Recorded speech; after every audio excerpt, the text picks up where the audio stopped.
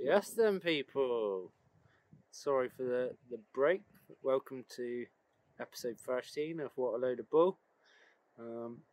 I've been recovering from the turbo job. The car's running great, but I haven't fancied playing with spanners for a little while. I've got the weekend to myself. Weather's looking on and off, so I'm going to do a couple of odd jobs. So first thing is this beautiful piece from Ford UK. This was a custom job for a friend of mine, only one of these made. So this is a Re-circ valve. It's got a slightly heavier spring than stock, but lighter than the R35 one that I've got in there at the moment. So I'm going to fit that on because that's going to be a 5-minute job, and I think that'll make some nice noises. And then going to get these under chassis or underneath chassis braces on. I was going to do them when the car was on the ramps, but I just never got around to it. And also got a bit of a correction to do on the rear BCs, so I'll show you a bit more about that in a bit. But someone pointed out from one of my photos on Instagram that I got the bushes on the strut wrong, so I'm going to take them apart. That shouldn't take too long, but I figured I'll start with the blow off the Re-circ valve and go from there if the weather holds out. So wish me luck. So here we are back in the bay. Like I said, this is going to be a quick job. Just going to take off this bracket, get that out of the way, undo that G-release so I can get this part out, and then I should be able to get underneath to get to the, I think it's either a 12 or a 14, just one on the top, one on the bottom. And this should be a perfect fit. And if you look, I don't know if you can make it out, but that's purple, so that's going to match really nicely. Oh, what a lovely bit of kit. Being an engineer and working with lots of CNC work and stuff, it's real nice to get my hands on something as fancy as this. But yeah, let's see how we go. So just sort of do a little comparison of the three all next to each other. You can really see the purple in the sun, that's amazing. I hadn't noticed that before, sorry. So this is the original Stagea one. The ports on the back pointing towards the manifold where it should be. Quite a light spring. This is the R35 one, and that is a much heavier spring. I'm like, I can't push that as easy as I could the other. When I fitted this on the stock turbo, I got loads of compressor surge, like and it did sound really good, but I was a bit worried of damaging the old turbo. Now with the new turbo, I get a little bit of flutter, but not all that much. So let's try something a bit more exciting. So we're hoping for some awesome. We'll see. Something which I didn't mention is that I have just bought a standalone ECU, so I will be going over to a map based system or speed density rather than this stupid math, and when I do that I will probably be venting to atmosphere, just because I grew up in the 90s and dump valves sound cool things. So yeah, let's see how we go. Okay, we're a couple of days on from when I did the Re-circ valve, and today what I'm going to do is correcting my schoolboy error.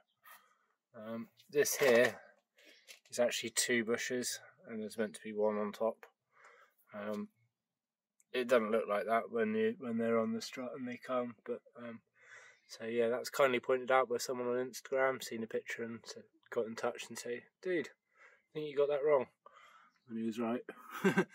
So it is starting to perish. It's only after a couple of months, so I'm going to correct that and then get some new bushes ordered and fit them at a later date when they get a bit worse. So it should be fairly straightforward. I'm just going to get the jack under here, relieve a bit of pressure, or tension rather, undo this bottom bolt, take them out, and then readjust to suit. I'm not going to mess around with the springs. I think I can leave them where they are. Right, that's out. And as you can see, at first glance, that looks like 1 bush, but it's actually 2 pieces, which which will explain why it was a mission trying to get that on. I knew that there had to be something on the top, so I kind of invented something, as I do. So one of these looks worse off than the other, so I'm going to put the worse one on top, the fresher one on the bottom. In fact, I'll put I'll put a little bit of grease on there and get that back in, and you'll have to readjust that down there. But in theory, that's going to give me about that much more stroke, so that should be good. And I think what I'll do at the same time is reset back to the midpoint just to see whether that makes any difference. Sorry, I'm shadowing you out, guys. Hopefully that's alright. So I realise it's not generally good practice to do two major changes at once, but while the rear's jacked up, I am going to get this chassis brace on. Not quite sure where it mounts yet, but it looks like it's angled. It came with a couple of bolts, a couple of washers as well, or 4 washers, one for each side of it, and crawl underneath. So, plus it's nice and shady underneath. It was roasting hot out here today in sunny Somerset. Right, so in theory that's pretty straightforward. There's a hole there, and that goes in there at an angle. Got one side in, but can't quite squeeze it in. So what I'm going to do is put the wheel back on this side, lower it down, and then hopefully with a bit of weight on it, it will kind of stretch the subframe out a bit. If that doesn't work, then I'll get the jack on this side and try and lift it up a bit and get that bolt in. But yeah, nice design. Should be, if it's this tight to get in, it must be doing something good. Right, that's in. Not as easy as it looks. What I did was, on this side, I put the bolt through the subframe, slotted it in, got the nut on. And then this side, I had to use the jack with a girt socket on it to push the bar up, and then I had to put the bolt in from this side. It's tight. I think it's definitely going to do something. It's also hitting the diff though, so I'm not sure about that, but we'll see whether we get any horrible noises. If we do, then maybe we'll look at clearancing,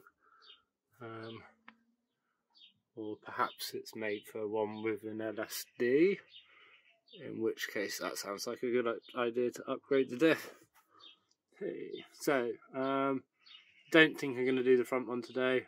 I'm sunburnt already, so I'm going to drop this down and go for a little drive, and then let you know how that goes in a sec. Right, we're at least 3 weeks in from when I last filmed anything. I'm troubleshooting an oil leak today, and I haven't actually found the leak, but while I'm on the ramps, I'm going to get the final bit of chassis bracing on.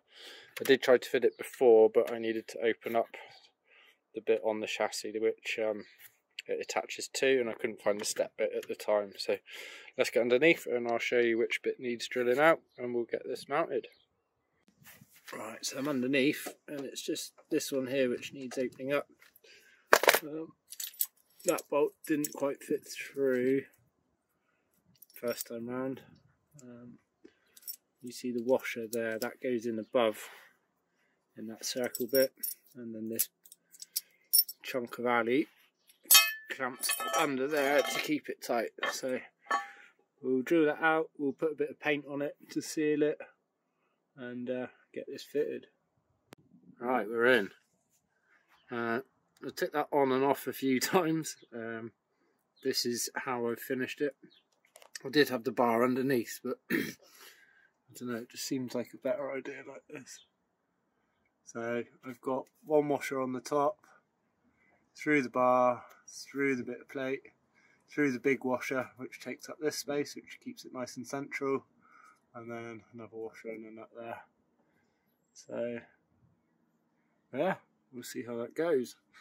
Still unsure about where this oil leak's coming from, which is the main reason why I'm up today, but I'll go for a hoon in a sec and try and aggravate it a bit more, I think. So yeah, I should probably sign off this one. What's going to be next? I keep promising breaks, but such a mission, I don't know whether I can be bothered just yet. Maybe in a couple of weeks when I finish work.